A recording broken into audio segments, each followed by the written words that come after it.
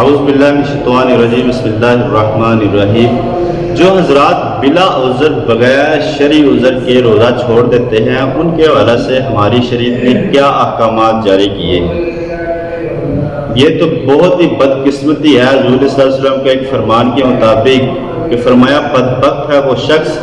جو رمضان کو پائے لیکن اس میں اس کی عبادات اور ریاضات اور روزے رکھنے کے اعتبار سے یعنی جو اس میں فرض و واجب کی گئی ہیں عبادتیں ان کو نہ کر سکے۔ بدبخت ہے وہ شخص جس کو حضور صلی اللہ علیہ وسلم بدبخت فرما دیں تو وہ کبھی بھی بخت والا نہیں ہو سکتا۔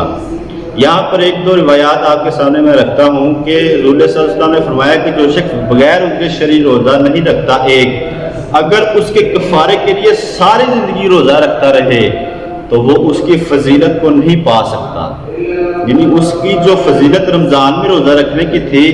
اس کی فضیلت کو وہ ساری زندگی اس کے کفارے کے لیے روزہ رکھے تو اس کی وہ فضیلت کو نہیں پا سکتا۔ پھر دوسری روایت میں تو اس سے بھی زیادہ سخت الفاظ آئے ہیں۔ حضرت ابن عباس رضی اللہ تعالیٰ عنہ فرماتے ہیں کہ اسلام کی مضبوط رسیاں دین کی بنیادیں تین ہیں جن پر دین اسلام کی عمارت کھڑی ہوئی ہے۔ ان میں سے ایک لا الہ الا اللہ، دوسری ہے فرض نماز اور تیسری ہے رمضان کا روزہ۔ امام ابو یعلا علیہ رحمہ اپنی صحیح حسن اسناد کے ساتھ روایت کرتے ہیں اپنی کتاب میں کتاب الصیام میں، اس میں فرمایا کہ جس نے ان میں سے کسی ایک کو بھی بغیر عذر شرعی چھوڑ دیا اس نے اللہ عز و جل کے ساتھ کفر کیا۔ اور دوسری بات یہاں پر وعید کے لحاظ سے فرمائی کہ اس کا کوئی فرض اور نفل قبول نہ ہوگا، اس کا خون اور مال مباح ہے۔ اب اس میں وضاحت کی ضرورت ہے کہ کفر سے کیا مراد ہے۔ اس سے مراد یہ ہے کہ ایک تعویل یہ ہوئی کہ جو شخص کافر ہوتے ہیں وہ تو روزہ رکھتے ہی نہیں کیونکہ کافروں کے اوپر روزے فرض نہیں، مسلمان کے اوپر فرض ہے وہ تو روزہ رکھے گا ہی رکھے گا۔ دوسری تعویل اس کی یہ ہے کہ اگر کوئی شخص روزے کا ہی انکار کر دے کیونکہ یہ ضروریات دین میں سے ہے روزہ، اگر روزے کا ہی انکار کر دیتا ہے یا اس کو ہلکا سمجھتا ہے کہ روزہ ہی دے گا کہ یہ نہیں رکھیے دے کی ہوں کچھ بھی نہیں ہوں جیسے ہمارے احباب کہہ دیتے ہیں تو اس کو ہلکا سمجھنے والا بھی کافر ہو جائے گا، اس کا انکار کرنے والا بھی کافر ہو جائے گا۔ اور دوسری بات جو خون اور مال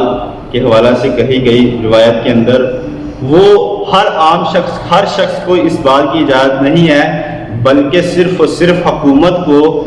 اجازت ہے کہ وہ اس کو زجر و توبیخ کے لیے پہلے اس کو سمجھائے، اس کو سارے معاملات علماء کرام اور قاضی قضاء جو ہیں اس کو پہلے اس کی فضیلت اور اس کے سارے معاملات جو ہیں فرضیت کے اعتبار سے سمجھائیں۔ اگر وہ سمجھ جائے تو ٹھیک ہے، اگر نہیں سمجھتا تو پھر اس کا مال لے لیا جائے، یعنی آہستہ آہستہ اس کو سمجھایا جائے